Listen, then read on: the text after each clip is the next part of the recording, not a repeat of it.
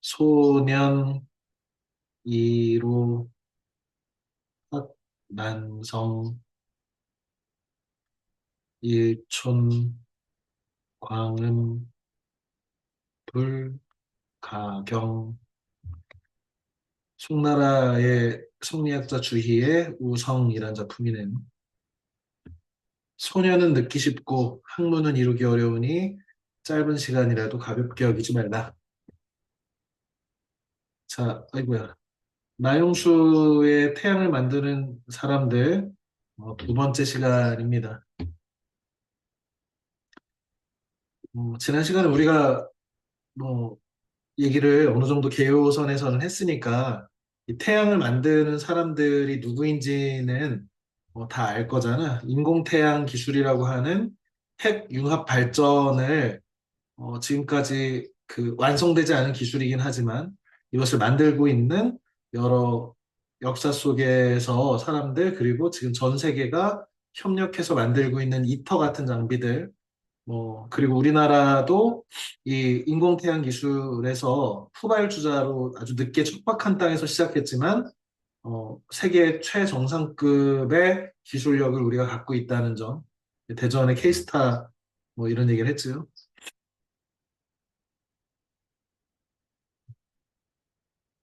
이거는 그러면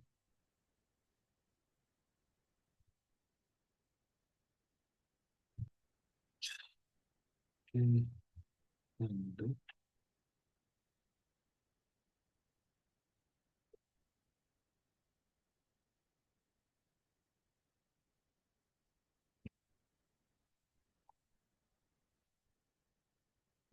두 번째 시간 뭐 항상 그렇지만 선생님이 이 책을 읽고 느낀 점이나 이런 것들을 소개를 하는 시간이죠. 지금 레프 아르치모비치라고 하는 구소련의 지금은 러시아제 구소련의 과학자고 우리가 토카막이라고 하는 그 자기장을 이용해서 초고온의 플라즈마, 인공태양이 만들어지면 그 플라즈마 상태일 텐데 그 플라즈마를 어떻게 해서 어, 이 공중에 가둘 것인가 그것을 이제 연구한 과학자지요.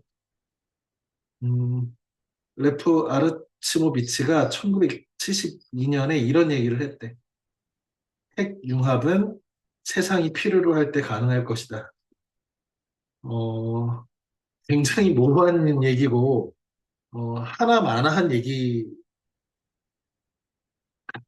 들리지. 핵융합 기술은 우리 세상이 간절히 필요로 할 때 그때쯤에는 가능하게 될 거야라고 하는 뭐 일종의 예언적인 말이기도 하고 희망을 얘기하는 것 같기도 하고 그런데 어떻게 돌이켜보면 지금 핵융합 기술이야말로 지금 우리가 이 시대가 정말 필요로 하는 기술이잖아. 꿈의 에너지라고 하지. 우리가 핵 분열, 이 무거운 그 방사성 원소가 붕괴할 때, 어, 그래서 우라늄이 플루토늄으로 이렇게 바뀔 때 발생하는 질량 결손을 에너지로 쓰는 핵 분열을 이용한 기술이 갖고 있는 위험성이라든지 아니면은 어, 그 방사성 폐기물의 문제라든지 어, 그런데 그것을 대체할 수 있는 에너지라고 하는 것들은 지금 화석 연료를 태워서 전기를 얻고 이런 에너지를 얻는 방식은 기후 위기라고 하는 이 CO2 이산화탄소를 많이 만들어내서 탄소 배출을 늘려서 전 지구적인 이 환경 위기에 직면하고 있는 상황이잖아요. 물론 우리가 에너지를 덜 쓰면 되지. 에어컨을 덜 쓰고 소비를 덜 하고 옷을 한 번 사면 한 10년 입고 해외여행 안 하고 집도 조그만 집에 살고 난방도 안 하고 뭐 전 세계에 이렇게 할 수 있으면 혹시 모르겠는데 그것도 우리가 사실 못하는 거란 말이야. 인류가 한번 높은 에너지를 사용하기 시작하고 이런 풍요를 누리기 시작해서 이 풍요를 못 누리던 사람들조차 더 많은 풍요를 누리려고 하고 있는 이 시대가 역행하기는 굉장히 어렵다고 보거든. 그런데 아직 완성된 기술은 아니지만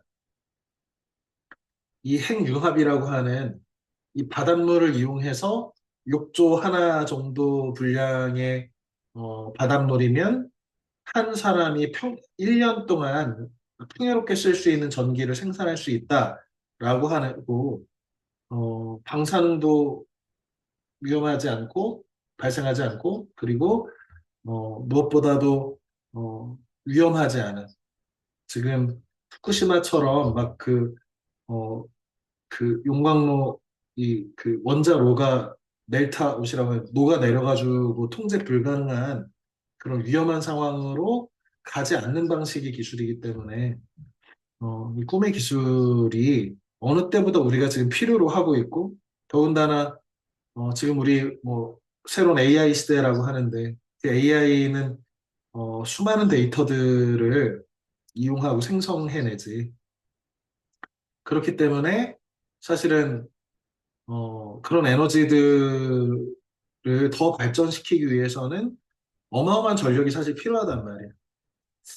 이게 1972년에 그냥 과학자 래프 아르치모비치가 한 이야기가 그냥 희망적인 예언일 수도 있지만 어떻게 보면 진짜 우리 이 AI 시대라고 하는 그리고 기후 위기 시대라고 하는 이 시기가 우리가 진짜 필요한 시기가 아닐까?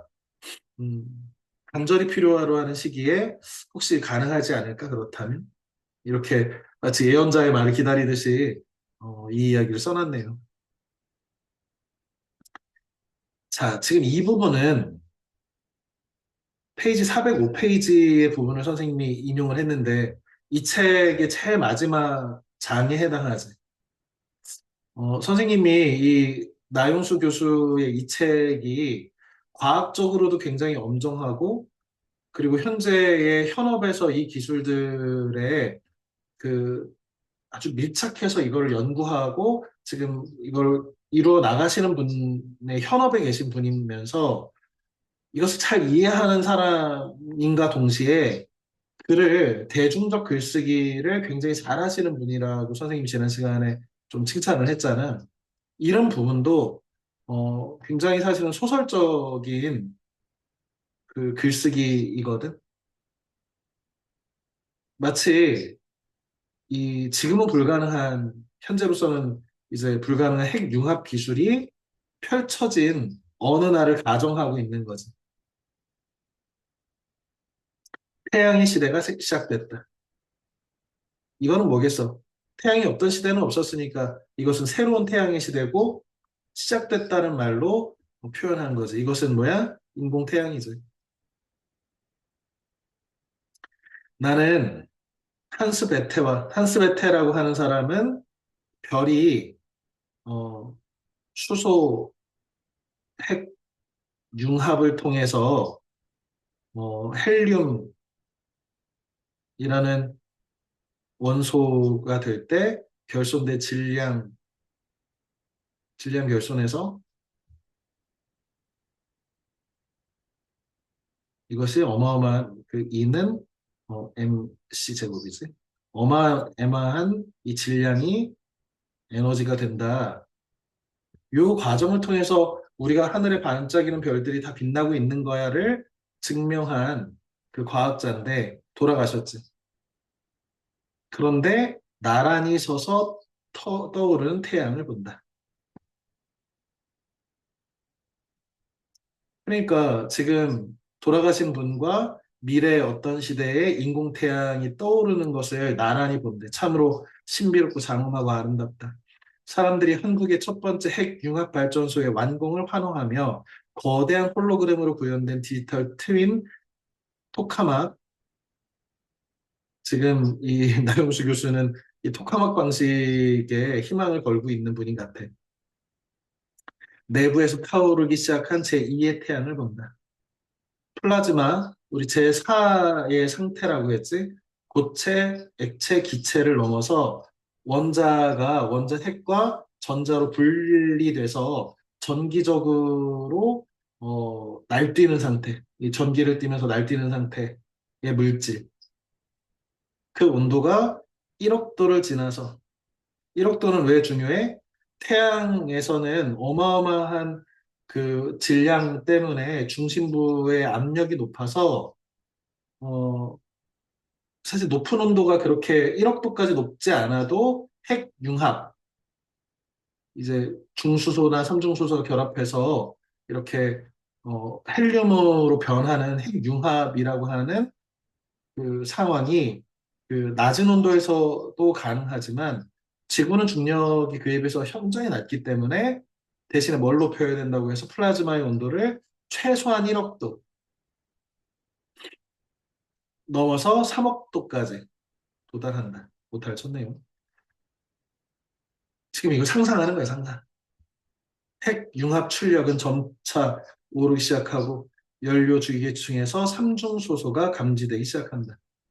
우리 그 수소에는 동위 원소라고 해서 같은 수소의 성격을 갖고 있지만 어, 이 양성자 하나씩이 있는 거 말고 양성자 말고 중성자가 한 개 있는 것 중수소라고 하고 이 양성자가 뭐 두 개 있는 것 중성자가 한 개, 중성자가 없는 것 경수소, 중성자가 한 개 있는 게 중수소, 그 다음에 두 개 있는 게 삼중수소지. 다 수소의 성격을 그 화학적 성격을 띠고 있지만 다시 말해 양성자의 개수는 하나로 동일하지만 중성자가 개수가 달라서 그 무게가 다른 거지. 이 삼중수소는 어떻게 얻느냐 뭐 이런 것들도 이 책에서 어, 다루고 있죠. 리튬 그 토카막 바깥쪽에 리튬을 이렇게 설치를 하면 중수소가 발생하면서 중수소와 충돌된 리튬에서 이 삼중수소가 나오고 그러면 중수소와 삼중수소가 결합하면 훨씬 더 좋은 효율의 에너지를 만들어낼 수 있는 상태가 된다라고 했잖아. 음. 블랭킷의 삼중수소가 성공적으로 생산되고 있다. 한스 베테도 짐짓 일부러 놀란 표정이었다. 2000 몇 년이니까 벌써 2026년 뭐 이렇게 지나고 있는데 6월 25일 미래지. 드디어 핵 융합 발전소가 건설되었다. 아직 정해지지 않은 날짜. 이 날짜는 이 글을 읽고 있는 당신. 우리 선생님은 벌써 전공이 국문과고 너희들한테 이런 것들 책을 소개하는 사람이긴 하지만 과학에 별 도움이 되는 사람은 아니지. 그런데 너희들은 다르잖아. 이 중에는 진짜 이 핵융합 발전에 어, 공헌할 수 있는 과학자가 이 안에서 나올 수도 있고, 음, 당신에게 결정될 거래. 그리고 이 책을 읽고 있는 여러분 중 누군가가 설국열차처럼, 설국열차는 일종의 디스토피아 영화인데, 봉준호 감독이라고 하는 우리나라에서 세계적으로 유명한 감독이 기생충 만든 감독이지. 그 감독이 이 빙하 시기가 된 기후 위기 시대에 계속해서 달리고 있는 이 열차 앞쪽에 엔진이 있는데 엔진이 바로 핵 융합 발전으로 가고 있지. 아이언맨처럼 초소형 핵 융합 장치를 실현시킬 것입니다.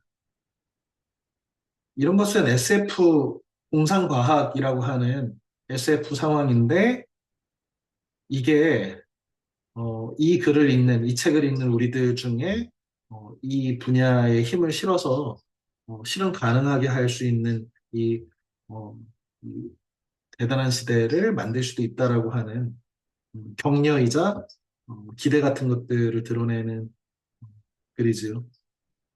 이 부분을 이렇게 마지막에 그 대체로 이 과학을 전공하고 과학기술을 연구하시는 분들이, 물론 이제 글을 굉장히 잘 쓰시는 분들도 있지만, 어떻게 보면 이렇게 소설적인 글쓰기는 시도를 잘 안 하시는데, 대중들한테 이것들을 기술에 대해서 아주 잘 설명하고, 이렇게 또 희망도 불러일으키는 이런 소설적 글쓰기의 문체도 선생님이 좀 보고 공부해야 될 만한 좋은 모범이 된다라고 생각해서 어, 여러 측면에서 이 글을 선생님이 뽑아봤습니다. 나는 이와 같이 읽었다. 모든 문제의 근원이라 할 수 있는 무한한 욕망과 유한한 자원, 욕, 다, 물, 소. 인간의 욕망은 끝이 없고 이 우리가 갖고 있는 자원의 물질은 적다는 이 아이러니를 해결하는 인류의 두 가지 방향이 있을 것이다. 뭐겠어? 욕망을 줄이는 거지, 하나는. 아니면 물질을 늘리는 거지. 수많은 욕망을 줄이는 것은 불가능하지. 지금까지 동서고금 역사를 비추어 볼 때 인간의 욕망을 줄이는 것은 불가능해 보인다라고 스스로도 생각하고 뭐 대부분의 사람들이 다 이렇게 생각하지. 인간이 어, 욕망을 줄이기는 어렵다. 그러면 무한에 가까운 자원에 대한 궁리가 차라리 현실적으로 보인다. 인간의 욕망을 제어하기는 글렀다. 그 구체적이며 가시적, 가시적이는 건 눈에 보인다는 뜻이지. 한 기술이 바로 인공태양 기술로 보이는 핵융합 발전 기술이다. 꿈의 기술이라고 하죠. 오래전부터 이 분야에 대한 관심이 있었지만 역시 배지경 지식의 한계로 미루다가 선생님 문과니까 과학책, 선생님도 과학책 읽기 어려워. 이 책을 추천할 말들이 종종 들려와 읽게 되었다. 동기이고요. 이 책을 완독한 일감, 첫 번째 감정은 생각보다 읽을만 하다는 것이다. 선생님이 여러 차례 얘기했지만, 어, 이 서울대 교수인 이 나영수 교수가 굉장히 글을 잘 쓰시는 분이고, 인문학적으로도 굉장히 재주가 높으신 사람인 거라고, 작가라고 생각해. 되게 잘 읽히는 글을 썼고, 선생님이 이 책에 대한 이 서평을 선생님 개인 자료를 모아놓는 블로그에 올려놓으니까 사실은 대부분의 사람들이 거기다 뭐 이렇게 댓글을 쓰고 뭐 이렇게 하는 것들 선생님 그냥 다 지우거든. 그런데 얼마 전에 이 책 읽고 이 내용을 이렇게 올려놨더니 이 책의 출판사 편집하시는 분이 어, 우리 책 읽어줘서 이렇게 그리고 서평 써서 감사하다고 이렇게 댓글을 남겼더라고. 그래서 어, 늘 하던 대로 그냥 댓글을 그냥 답도 없이 지우긴 했는데 음, 이게 나영수 교수의 글쓰기의 능력일 수도 있고 한편 생각해 보면 이 책을 편집한 그리고 방향을 제시하고 이런 방식으로 써야 대중들이 더 잘 읽을 수 있다고 이렇게 출판사 편집부도 굉장히 책 만드는 데는 많이 개입을 하거든. 그래서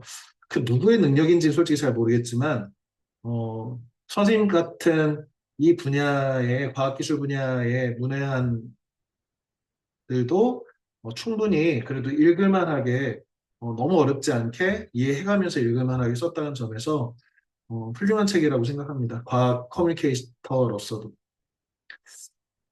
물론 이 책에서 다루는 대부분의 이론적 부분은 마이동풍, 말귀에 동쪽바람, 봄바람이 불듯이 흘려보냈지만 말이다.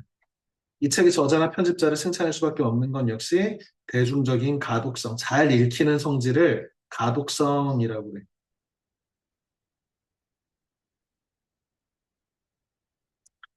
잘 읽히는 성질 가독성. 핵융합 발전 기술의 발전 과정에 대해 큰 그림에서 어렴풋이 이해할 수 있는 기회가 되었다. 특히 이 부분 토카막 연구하는 부분, 소련의 과학자들이 상상의 윤곽로라고 하는 그 가설을 세우면서 토론에서 점차 만들어내고 그래서 계속해서 토카막 장치를 발전시켜온 그 과정을 일종의 소설로 썼잖아. 선생님 이 부분 진짜 칭찬하고 싶어. 음. 특히 구소련 과학자들이 사고의 윤곽로, 생각의 윤곽로를 극화해서 마치 연극적으로 만들어서 연극적으로 변화시켜서 마치 과학자들의 토론장에 함께 있는 것처럼 느끼도록 기술, 디스크립션 한 부분은 이 책의 백미다. 가장 뛰어난 부분이다.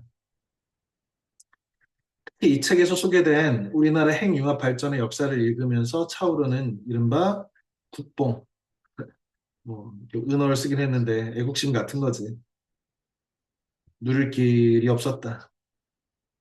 음, 선생님이 뒤쪽 이 책을 50% 정도밖에 안 읽은 친구한테는 좀 끝까지 좀 읽어보기 권하는 게 우리나라가 한국전쟁 직후에 세계에서 가장 가난한 나라였던 시절에 몇몇 아주 천재적인 과학자들이 외국으로 핵융합 기술을 연구하는 연구팀들에 들어가고 연구자들과 함께해서 그런 것들을 우리나라 서울대에 최초의 특가막을 만들겠다고 이 용산에 온갖 부품들을 사다가 직접 하나하나 만들고 작은 토카막을 만들고 있는 것부터 시작한 것이 전 세계의 사람들이 모여가지고 프랑스의 이터라고 하는 거대한 토카막을 만드는 기술에 우리가 핵심 기술에 들어가 있는 오늘날까지 이 양쪽을 이렇게 비교해보면 어마어마한 차이거든.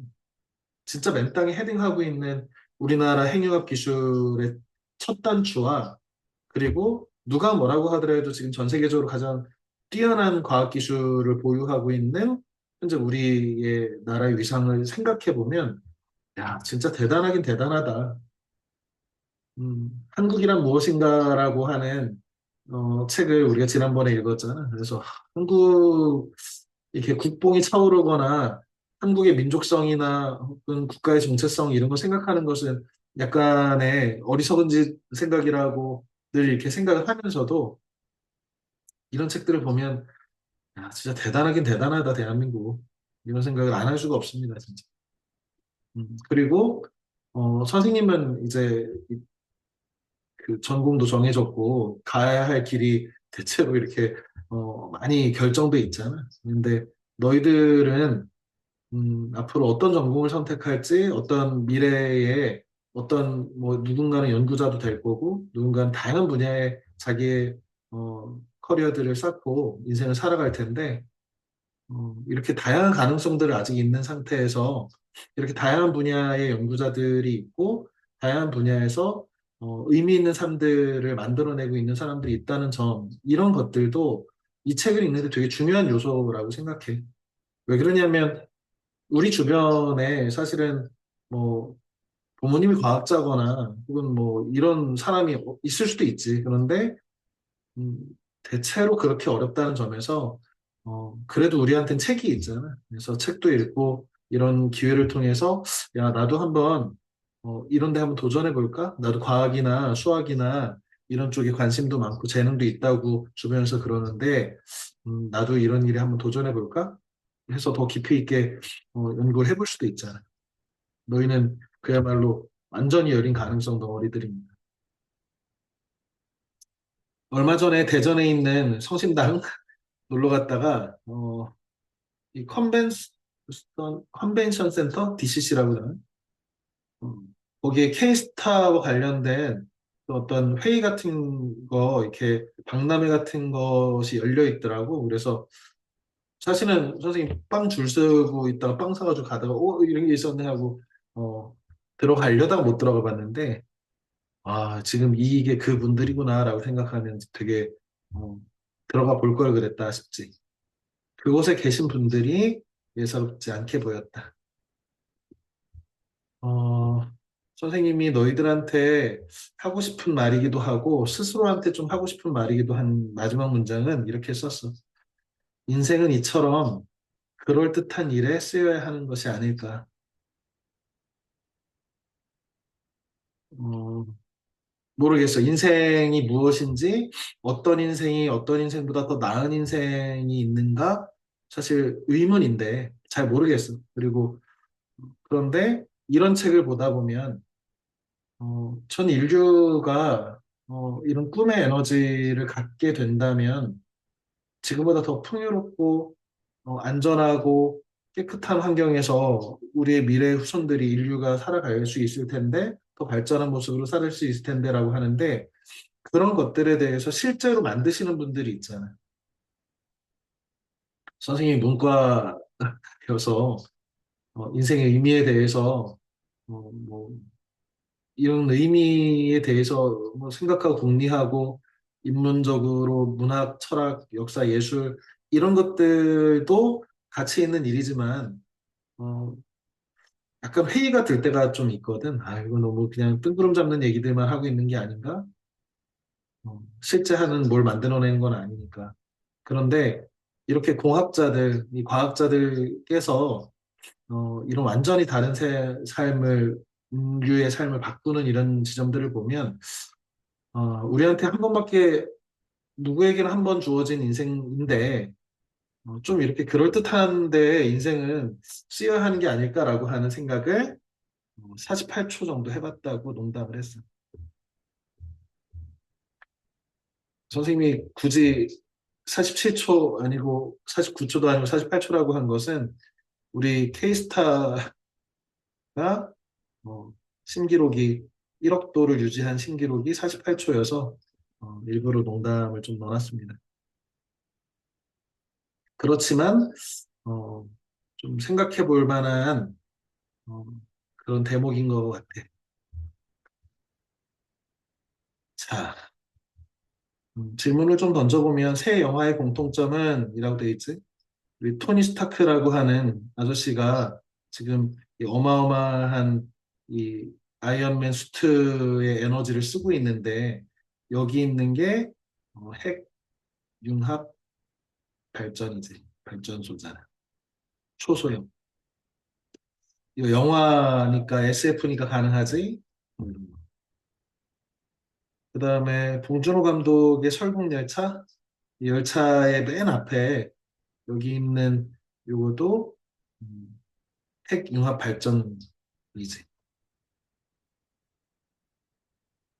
음, 핵융합 발전의 가장 노골적인 그 화면을 보여주는 게 이 아저씨, 문어 아저씨잖아.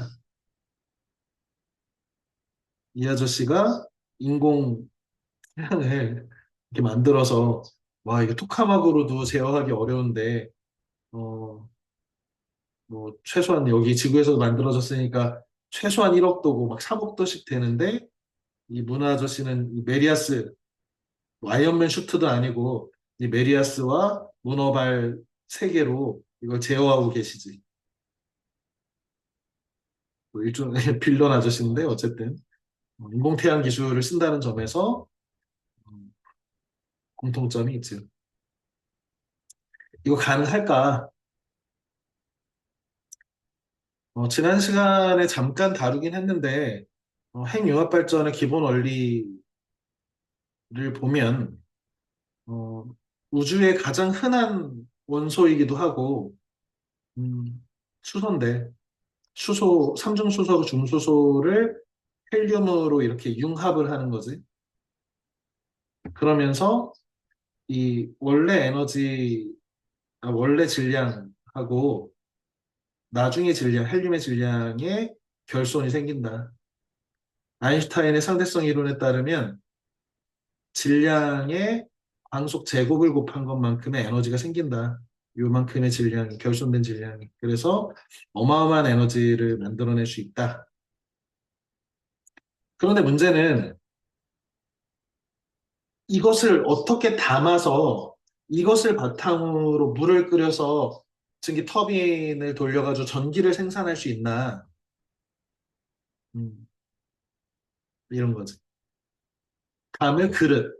다시 말하면 인공태양, 적어도 1억 도, 3억 도나 되는 어마어마한 이 플라즈마 상태의 제어가 안 되는 뭐 그 이 책에서는 날뛰는 그 호스라고 표현하잖아. 어, 이 호수가 어떻게 날뛸지 유체역학적으로 이게 예측이 안 되는 얘를 이 전자석을 이용해서 전기적으로 제어를 해가지고 이 허공 중에 띄우겠다는 거잖아. 플라즈마는. 이 도넛 모양의 이 장치가 이제 토카막이지.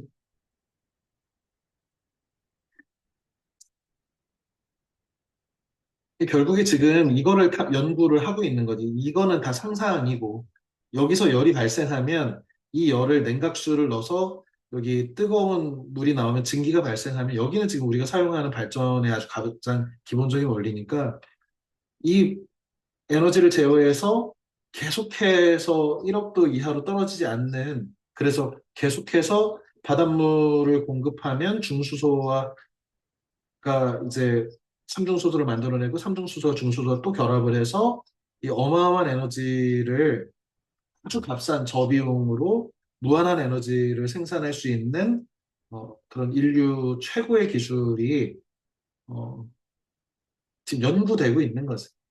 음. 자세한 내용은 책을 잘 읽어보면 되겠지. 아니면은 뭐 유튜브 자료를 좀 참고해도 되게 가시적으로 잘 만들어 놨더라고. 이 책에서 다루고 있는 그 내용이 바로 지금 핵융합 연구의 역사인데 이게 1950년대부터 시작했지. 아까 뭐 토카막이라고 하는 이게 사실은 국기를 러시아로 해놓으면 안 되고 이 소련인데 당시에는 그래서 처음엔 미국이 먼저 시작했고 한스 베테 같은 사람들이 이 독일에서 넘어온 이 과학자들이 핵융합 기술을 사용하면 수소폭탄 같은 거 우리 원자폭탄이라고 얘기하는 게 이제 우라늄, 플루토늄 이런 것들을 사용하는 그런 핵 분열을 일으켜서 에너지를 내는 그 원자폭탄, 우리 맨하탄 프로젝트, 뭐 아메리칸 프로메테우스라는 책에 뭐 그런 방식 말고 핵융합을 통해서 어마어마한 에너지를 제어하지 않은 상태로 터뜨릴 수는 있지. 그런 게 이제 폭탄이라면 우리는 이 폭탄처럼 세상을 쓸어버릴 어떤 에너지를 필요로 하는 게 아니고 이것들을 제어해서 꾸준하게 에너지를 계속 그 발전할 에너지를 얻을 수 있어야 되잖아. 그러면 어떻게 해야 돼? 태양을 만드는 게 중요한 게 아니라 그 태양을 계속 유지시키면서 그릇에 잘 담아놔야 되는데 그 그릇의 어떤 구조나 이런 것들은 뭐 지난 시간에 뭐그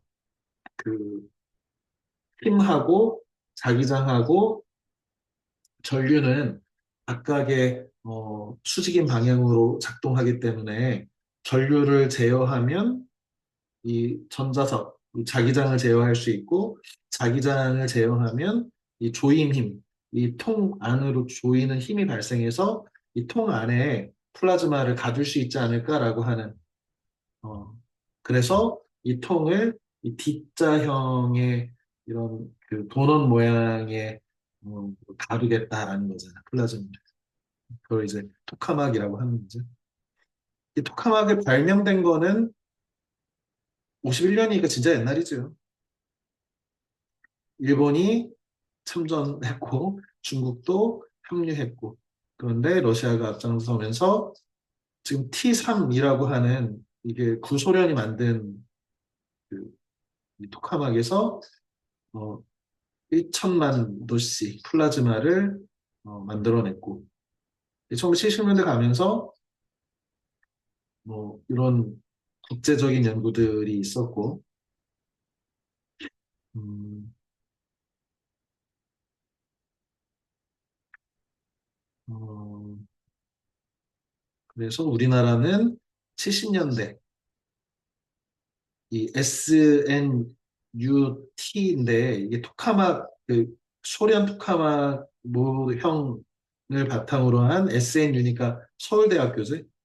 1979년에 서울대학교에 국내 최초로 토카막 장치를 개발했는데 이 우리 사진 보면 나와 있지만 어처구니 없는 방식으로 용접해서 만든 거지. 음. 그리고 90년대 들어서 어, 이 실증적인 실험들이 이루어졌고, 그 다음에 2000년대 들어서 드디어 이제 이터라고 하는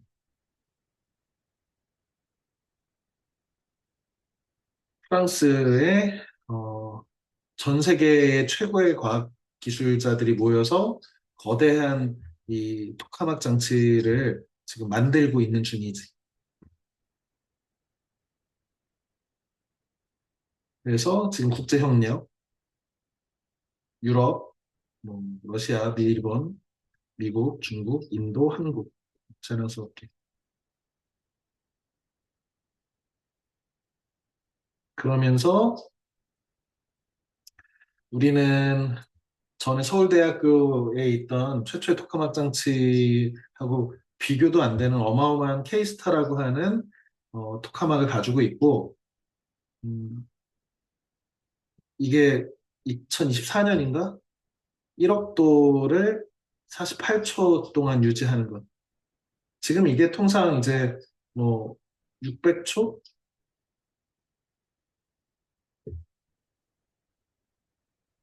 이게 지금은 48초밖에 안 되는데 이게 1억 도 되는 온도를 플라즈마를 뭐 한 10분 정도 이 정도를 유지만 할 수 있으면 핵융합 발전을 성공한 것이다라고 얘기들을 하고 있나 봐. 그래서 지금 이런 1930년대쯤에는 혹은 1940년쯤에는 상용화, 핵융합 발전이라고 하는 것을 우리가 일상적으로 사용하지 않을까. 뭐 이런 이제 인포그래픽이지.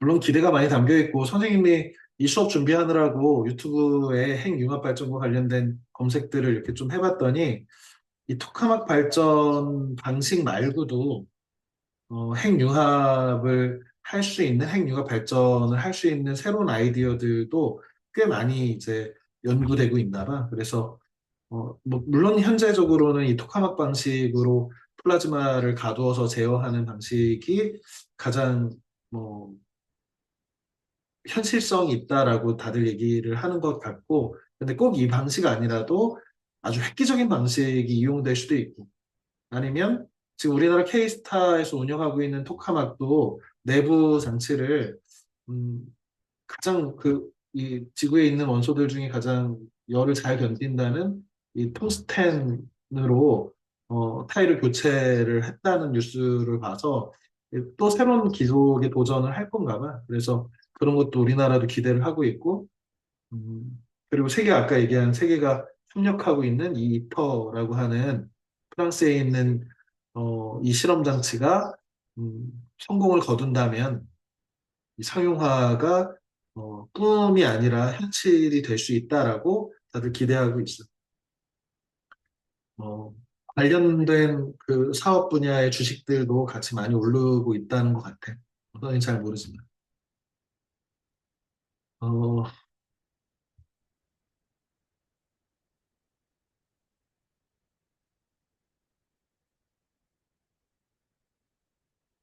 이 책 중에 가장 인상 깊은 장면은 무엇인가라고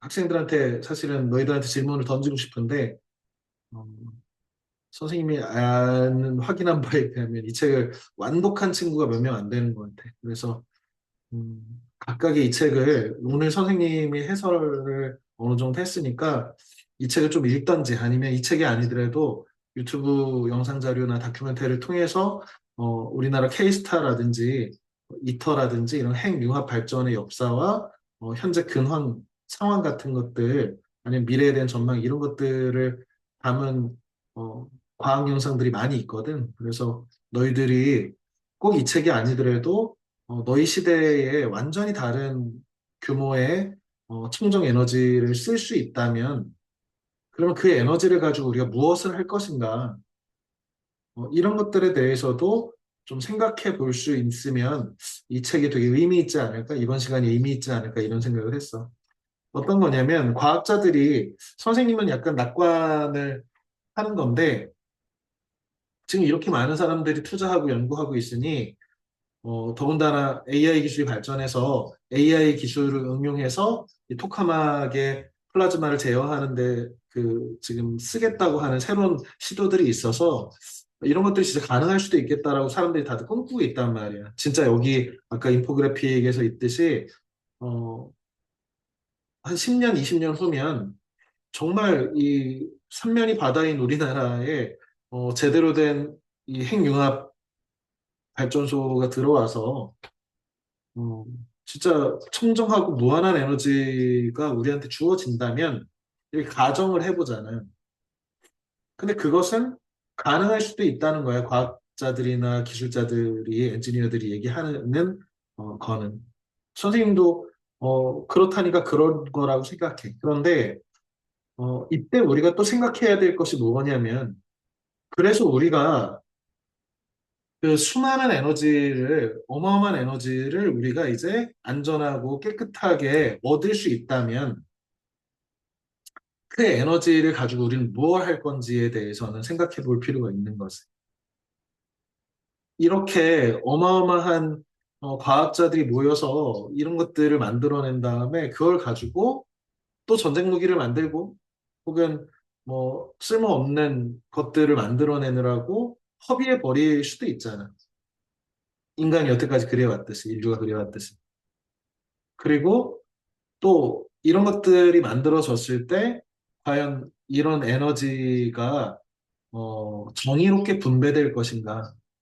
이런 문제도 마찬가지로 어떤 과학기술이 새로운 어떤 완전 패러다임의 전환으로 이 어마어마한 에너지가 생겼을 때 우리가 과거에 이제 로마 시대라든지 그 이후에 중세 근대를 거쳐서 산업혁명 시대 이후 혹은 석유 시대를 넘어가면서 전기 시대로 넘어오고 뭐 이러면서 각각의 새로운 어마어마한 문명의 전환이 있었지만 그때마다 우리는 이 에너지들과 변화, 과학기술의 변화를 우리가 정의로운 방식으로 분배해서 사용하고 있었는가라고 하면 사실은 물음표가 좀 생기거든.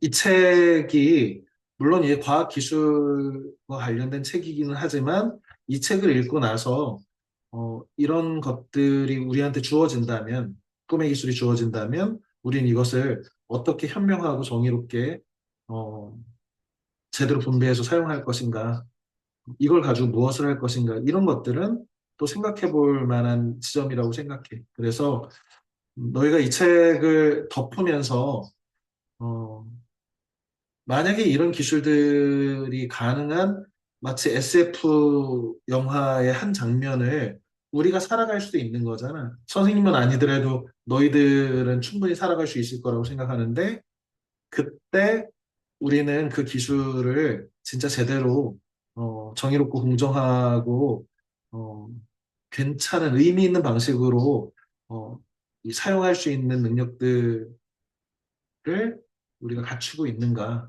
이런 것도 함께 고민해 봐야 되지 않나? 라고 하는 생각을 잠깐 해봤습니다.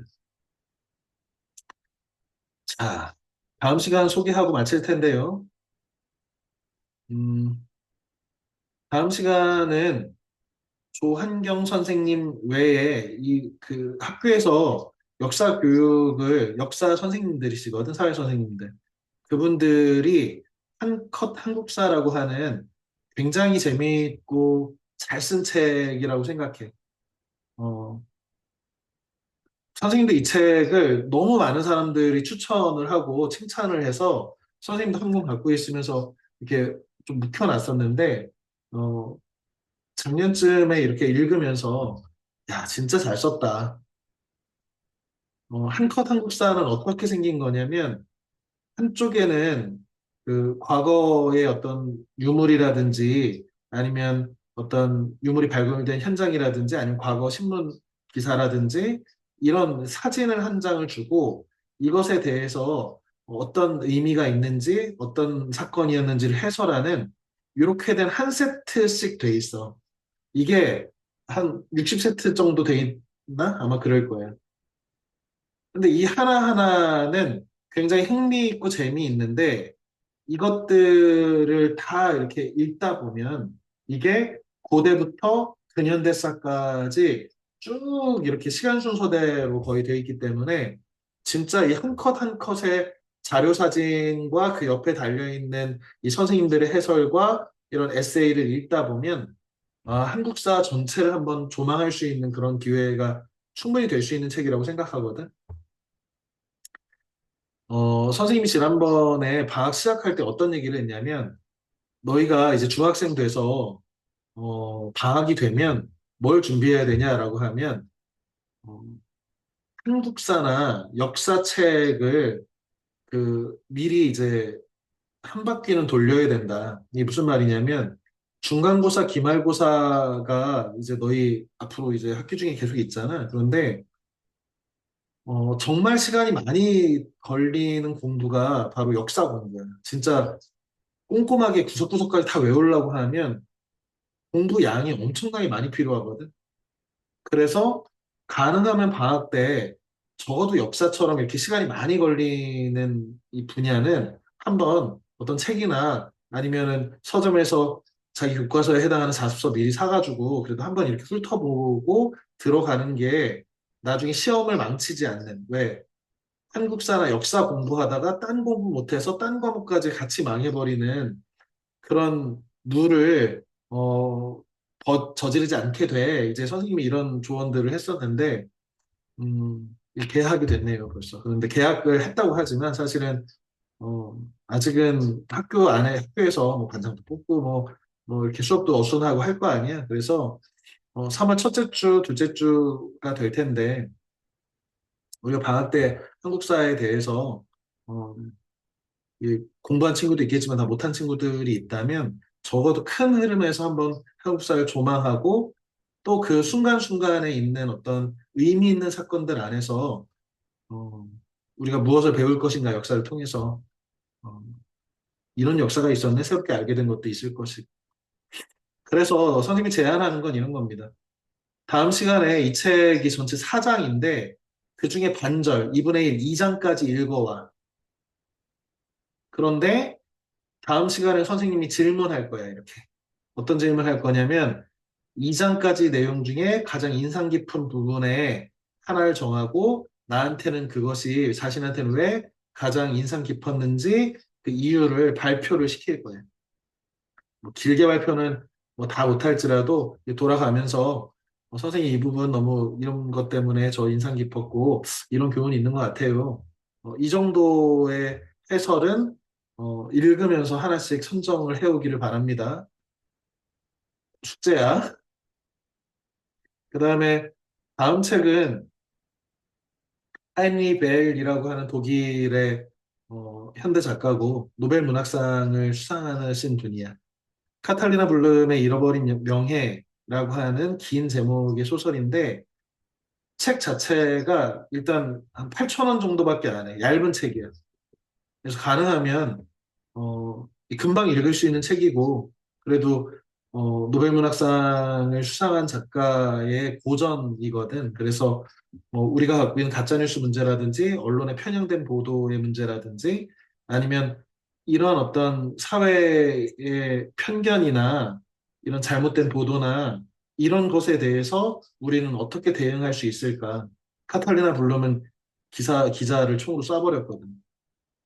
그래서 어, 이 다양한 문제에 대해서 문제 제기를 하는 소설이니까 음, 고전이니까 미리 구해서 읽기 바랍니다.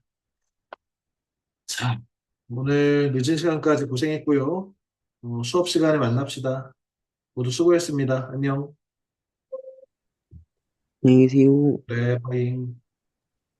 안녕히 계세요. 네, 안녕. 안녕히 계세요. 안녕. 안녕히 계세요. 안녕. 안녕.